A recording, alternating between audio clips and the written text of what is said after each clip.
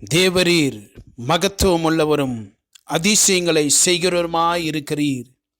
நீர் ஒருவரே தேவன். தேவனுடைய நாமத்திற்கு மகிமை உண்டாவதாக. நாம் கடந்த 11 மாதங்களை கடந்து இந்த 12வது மாதத்தை காணும்படி தேவன் நமக்கு கிருபை செய்திருக்கிறார். இந்த நாளிலே தேவன் நமக்கு வைத்திருக்கிற வார்த்தை சமாதானம். சமாதானம் என்று சொல்லுகிற பொழுது அது தேவ சமாதானத்தை பற்றி அது சொல்லுகிறது. இந்த உலகில் சமாதானம் இல்லை. சமாதானம் ஒரு கேள்விக்குறியாகிவிட்டது.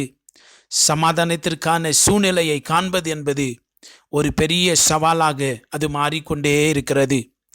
தனிப்பட்ட சமாதானமும் சரி, குடும்ப சமாதானமும் சரி, சமுதாயத்தில் சமாதானமும் சரி, எங்கு பார்த்தாலும் சமாதானம் குறைவுபடுகிறதாகவே இருக்கிறது. எங்கு சமாதானம் குறைவுபடுகிறதோ அங்கு பதற்றம், குழப்பங்கள், சமாதானம் இல்லாமல் போகிறதினால் அதன் பின் விளைவுகள் மோசமானவைகளாகவே இருக்கிறது என்பதை நாம் பார்க்கிறோம். நாம் சொல்ல கேள்விப்படுகிறோம், அவருக்கு மனசு சரியில்லை, அதனால் அவர் குடிக்க ஆரம்பிச்சிட்டாருங்க. அந்த தம்பிக்கு மனசு சரியில்லை, அதனால் சிகரெட்டெல்லாம் பிடிக்க ஆரம்பிச்சிட்டார். ஆனால் இந்த மதுவும் புகையும் இவைகள் சமாதானத்தை கொண்டு வருகிறதா என்று சொன்னால் துளி அளவும் இல்லை. சமாதானமின்மை அதிகரித்து கொண்டே போகிறது. பொதுவாக இதுதானே நம்மை சுற்றி நடக்கின்றது. இன்றைக்கு என்ன நடக்கிறது? சமாதானம் இல்லை என்று சொன்னால், மனசு சரியில்லை என்று சொன்னால், சரி வாங்க கொஞ்சம் நேரம் டிவி பார்க்கலாம், அப்படி இல்லை என்று சொன்னால் மொபைலில் கேம் விளையாடலாம் என்று சொல்லி இன்றைக்கு சமாதானத்துக்கான பல வழிகளை இன்றைக்கு உலகமும் ஜனங்களும் முயற்சி செய்து கொண்டே இருக்கிறார்கள். பிசாசு கூட நம்முடைய சமாதானத்தை குறைப்பதற்கு அநேக வேலைகளை அவன் செய்கிறான். அவ்விதமாய் அவன் பலரை அவர்களுடைய பழைய நினைவுகளுக்குள்ளும் கொண்டு போய் சேர்த்து அந்த நினைவுகளை வைத்தே அவர்களை அலைகழித்து அவருடைய சமாதானத்தை கெடுத்து போடுகிறான். நிறைய பேர் சொல்கிறத கேட்குறோம், என்னை யாரும் கவனிக்கிறது இல்லைப்பா, நம்மளை யாரும் மதிக்கிறதில்ல. ஒரு பக்கம் தோல்விகள், பலவீனம், வியாதி, கவலை என்று யார் எந்த வலையிலே சிக்குகிறார்களோ அந்த வலையிலே வைத்து மடக்கி பிசாசு சமாதானத்தை எடுத்து ஒரு இக்கட்டான பாதையிலே ஜனங்களை அவன் தள்ளிவிடுகிறான். ஆனால் வேதம் என்ன சொல்லுகிறது இந்த சமாதானத்தை பற்றி? தேவன் என்ன சொல்லுகிறார்? தேவனுடைய பிள்ளைகள் சமாதானத்தோடு வாழ வேண்டும் என்பதே தேவனுடைய சித்தமாகும். ஏசாயா 53ஆம் அதிகாரத்தில் நாம் படிக்கிற பொழுது சமாதானத்தை உண்டு பண்ணுவதற்கான தண்டனையை இயேசு ஏற்றுக்கொண்டார். அப்படி என்று சொன்னால் நமக்கு சமாதானத்தை உண்டு பண்ணும்படி தேவன் அதற்கான ஒரு விலை கரையத்தை கொடுத்திருக்கிறார். அது தேவனுடைய சமாதானம். இயேசு சொன்னார் யோவான் 14:27, என் சமாதானத்தையே நான் உங்களுக்கு கொடுக்கிறேன், இந்த சமாதானம் உலகம் கொடுக்கிற பிரகாரமாய் அல்ல என்று சொல்லி ஆண்டவர் நம்மை தைரியப்படுத்துகிறதை அந்த வசனத்தில் நாம் கவனிக்க வேண்டும். சரி, ஏசப்பா தான் இந்த சமாதானத்தை கொடுக்கிறாரே, எல்லாருக்கும் இது சுலபமாய் கிடைத்து விடுமா? எல்லாருக்குமே இந்த சமாதானத்தை பெற்றுக்கொள்ள சாத்தியமா என்று சொல்லி நாம் கேட்கலாம். ஆனால் வேதத்தில் சொல்லப்பட்டிருக்கிற எல்லா நன்மைகளும், எல்லா ஆசீர்வாதங்களும், வாக்குத்தத்தங்களும் ஒரு நாணயத்தை போன்றது. the two sides of the coin. அப்போ தேவன் நமக்கு எல்லாவற்றை உண்டு பண்ணி வைத்திருக்கிறார், செய்து முடித்திருக்கிறார். ஆனால் இன்றைக்கு நாம் செய்ய வேண்டிய காரியங்கள் ஏராளமாய் இருக்கிறது.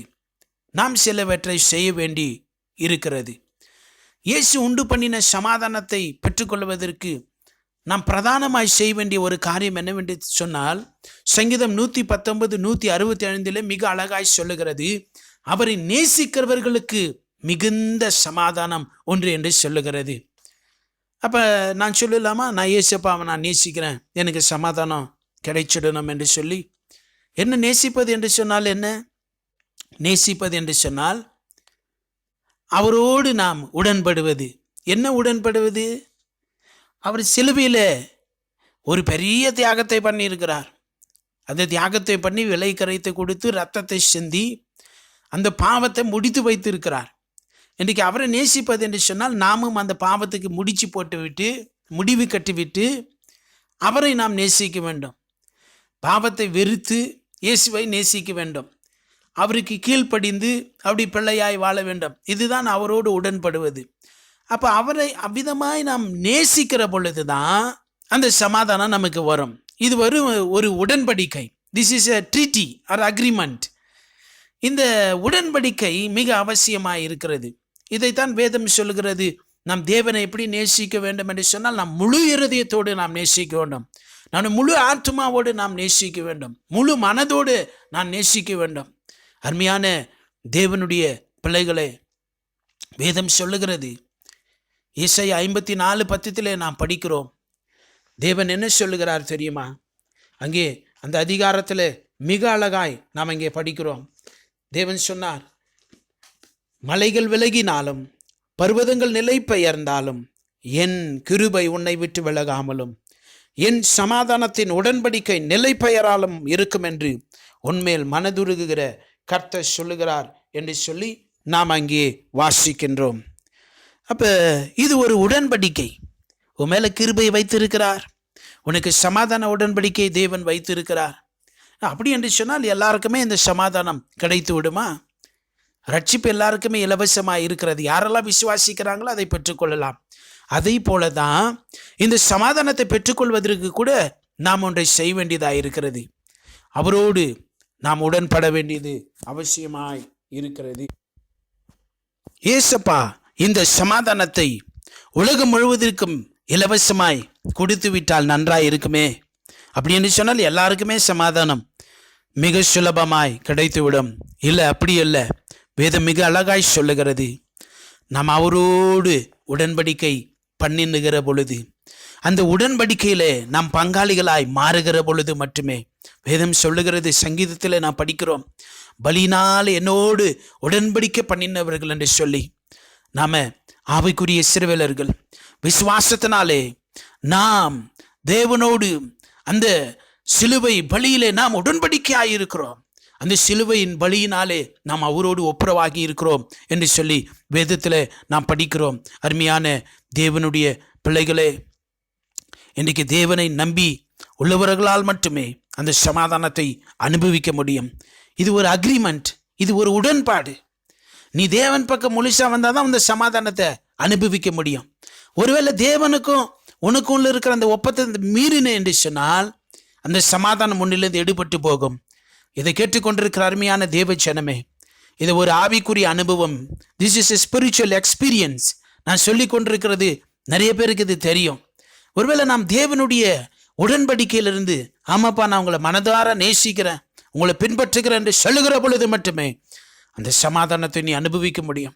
ஒருவேளை அந்த மீறிட்ட, ஒருவேளை தேவனுக்கு விரோதமாக நீ நிற்கிற என்று சொல்லுகிற பொழுது உனக்குள்ளே சமாதானம் இழந்த ஒரு நிலைமையில நாம் இருக்கிறவர்களாக இருப்போம். அருமையான தேவ பிள்ளைகளே, அதான் ஏசப்பா சொன்னார், நாம் தேவனை நேசிக்கிற பொழுது நம்ம கவலைப்பட மாட்டோம், பயப்பட மாட்டோம், சோர்ந்து போக மாட்டோம், நம்ம எதை பற்றியுமே யோசிக்க மாட்டோம். காரணம், எல்லாவற்றை வெற்றி சிறந்தவர் நம்மோடு இருக்கிறார் என்கிற கவனம் மட்டுமே நமக்கு இருக்கும். அதான் வேதம் சொல்லுகிறது.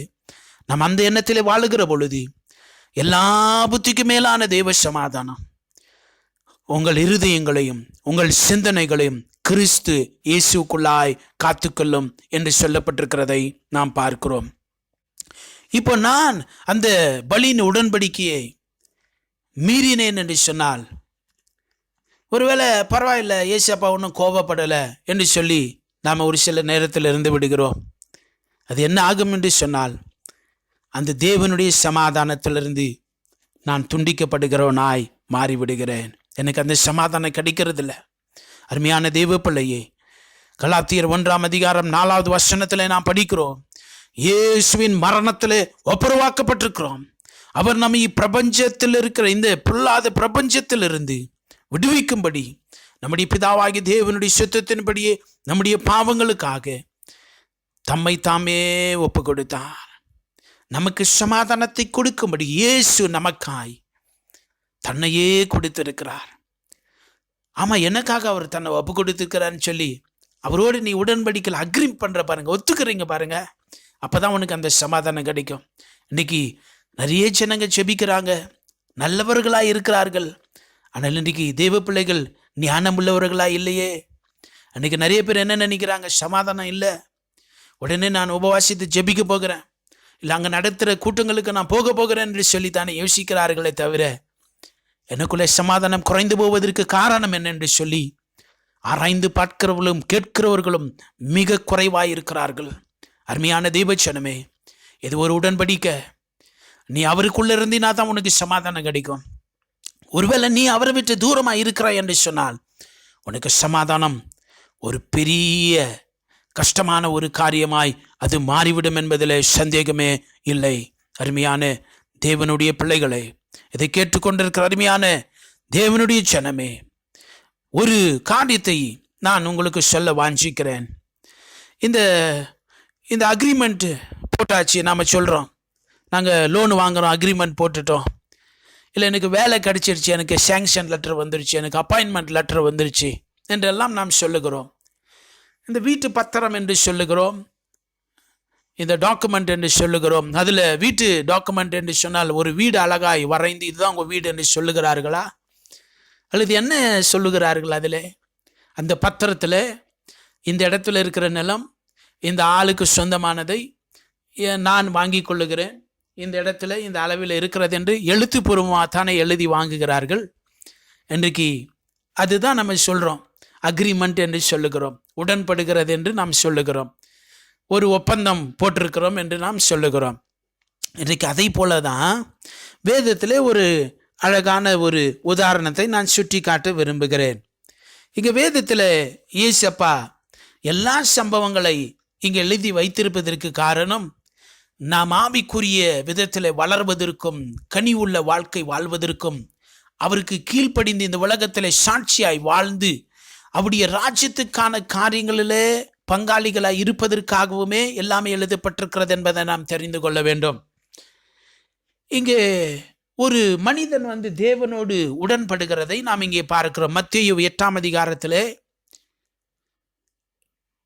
அந்த சம்பவத்தை பற்றி நாம் அங்கே படிக்கிறோம். 6வது வசனத்திலே நாம் படிக்கிற பொழுது 5வது வசனத்திலிருந்து நாம் கவனிக்கலாம். இயேசு கபர்நகூமில் பிரவேசித்த பொழுது 100க்கு அதிபதி ஒருவன் அவரிடத்தில் வந்து, ஆண்டவரே, என் வேலைக்காரன் வீட்டிலே திமிர்வாதமாய் கடந்து கொடிய வேதனைப்படுகிறான் என்று அவரை வேண்டிக் கொண்டான்.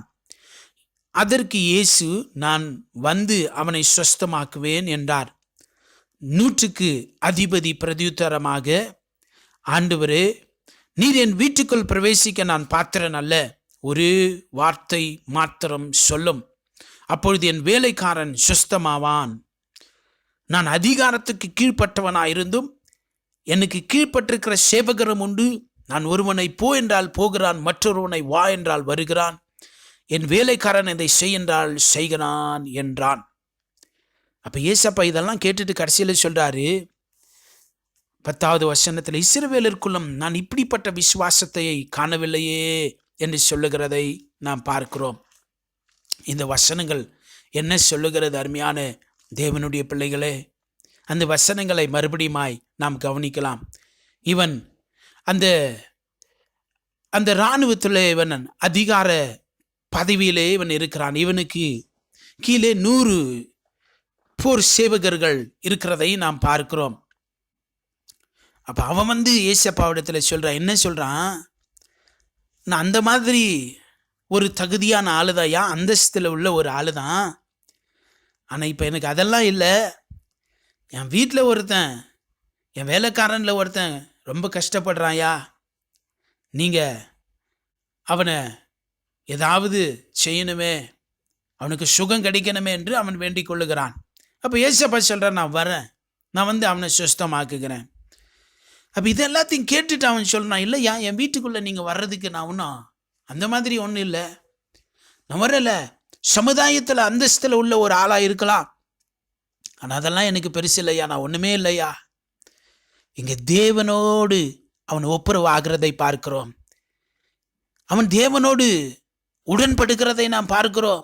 ஒருவேளை எனக்கு எல்லாம் இருக்கலாம், அதிகாரம் இருக்கலாம், என்னை பெரியாள் என்று சொல்லலாம், எனக்கு பேர் இருக்கலாம், எனக்கு எல்லாமே இந்த உலகத்துல மெச்சிக்கொள்ளத்தக்க விதத்தில் எல்லாம் இருந்தாலும் அவன் சொல்லுகிறான், அதெல்லாம் இருந்தும் நான் பாத்திரன் அல்லையா, நான் உங்களோடு நான் உடன்படுகிறேன், உங்களால் முடியும், உங்களுடைய நன்மை, உங்களுடைய சுகம் என் வேலைக்காரனுக்கு வேண்டும் என்று சொல்லி அவன் தேவனோடு ஒத்து போகிறதை நாம் பார்க்கிறோம். இதுதான் ஒரு அக்ரிமெண்ட் என்று சொல்லுகிறான். நான் தாழ்ந்து வரேன்யா, எனக்கு அதெல்லாம் பெருசு இல்லை. அவன் சொல்லுறான், என் வீட்டுக்கெல்லாம் நீங்கள் வர தேவையில்லை, அவ்வளோ பெரிய ஆளும் இல்லை, நான் அந்த தகுதியெல்லாம் எனக்கு இல்லையா, நான் அந்த மாதிரி இருந்தாலும் அதெல்லாம் எனக்கு பெருசு இல்லை, நீங்கள் இங்கிருந்தே ஒரே ஒரு வார்த்தை சொல்லுங்கள், அதுக்கு தான் நான் வரேன். அந்த அக்ரிமெண்ட்டில், அந்த பத்திரத்தில் நான் சொல்கிறேன், வார்த்தைகள் தான் மிக முக்கியம். இங்கே அவனும் அதான் கேட்குறான், நீங்கள் இங்கிருந்தபடியே ஒரே ஒரு வார்த்தை சொல்லுங்கள். அவன் சொல்லுகிறதை நாம் பார்க்கிறோம். ஒரு வார்த்தை மாத்திரம் சொல்லும், அப்பொழுது என் வேலைக்காரன் சுஸ்தமாவான். ஏசப்பா இந்த விசுவாசத்தை பார்த்து ஆச்சரியப்பட்டு 13வது வசனத்தில் மத்தேயு 8:13 நாம் படிக்கிறோம், பின்பு இயேசு 100க்கு அதிபதியை நோக்கி, நீ போகலாம், நீ விசுவாசித்தபடியே உனக்கு ஆகு கடவுது என்றார். அந்த நாழிகையிலே அவன் வேலைக்காரன் சொஸ்தமானான். தேவனுடைய பரிசுத்த நாமத்துக்கு மகிமை உண்டாவதாக. அருமையான தேவ பிள்ளையே, இந்த வார்த்தைகளை கேட்டுக்கொண்டிருக்கிற உன்னை பார்த்து நான் கேட்கிறேன், are you in agreement with blood? Are you in agreement with Jesus? Are you in agreement with the word of God? இந்த தேவ வார்த்தையோடு உனக்கு ஒப்பந்தம் இருக்குதா? ஒரு உடன்படிக்கை இருக்குதா? ஒரு உறவு இருக்கிறதா?